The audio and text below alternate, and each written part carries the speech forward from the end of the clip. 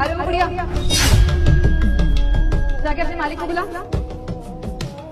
किससे मिलना है आपको? मैं नौकरों के मुंह नहीं रखती। बोला ना तुझे कि अपने मालिक को बुला, तो जा बुला।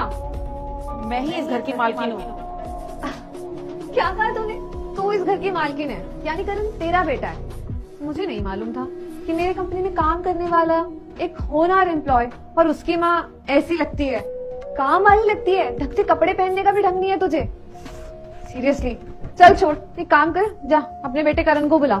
हमें एक बहुत इंपॉर्टेंट मीटिंग से बाहर जाना है, हम लेट हो रहे हैं। जा। तो बेटा यही बात आप तमीज से भी तो बोल सकती हैं। तमीज? अब तुम जैसे लोगों से भी मुझे तमीज से बात करनी पड़ेगी क्या? देखो, तुम जैसे लोगों की तो पहली बात मैं मुंह नहीं लगती, जिन्हें ना ही कपड़े पहनने का ढंग है और ये जो झाड़ू पोछे का काम करते हैं। हमारे घर में ना बहुत अच्छी मेड्स हैं और अच्छे कपड़े पहनने के बाद भी मैं उनसे मुंह नहीं लगती हूँ, तो तुमसे क्या खास मुंह लगूंगी?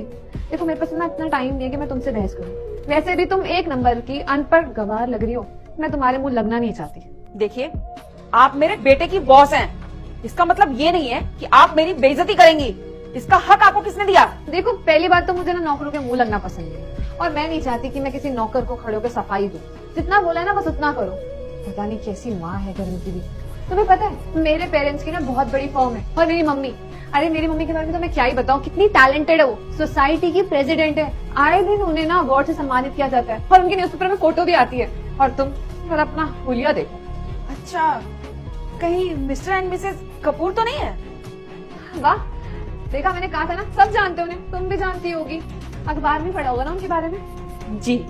अच्छा, तो पढ़ी लिखी हो, लेकिन क्या फायदा ऐसे पढ़े लिखे होने का भी जब जिंदगी में कुछ किया ही नहीं। कर तो तुम ये झाड़ू पोछे का काम रही हो। मैम, आप किस तरह से बात करिए मेरी माँ के साथ? मैं बिल्कुल वैसे ही बात कर रही हूँ जैसे एक नौकर से बात करनी चाहिए। अब तुम ही देखो ना, मैं कितनी देर से यहाँ पे आ रखी हूँ, लेकिन इन्होंने एक गिलास पानी तक के लिए नहीं पूछा मुझसे। क्या इस तरीके से व्यवहार करते हैं अपने किसी गेस्ट के साथ? माँ, मैम क्या कह रही है? सही बोल रही है ये, क्योंकि इज्जत उन्हीं को दी जाती है जो दूसरों की इज्जत करते हैं।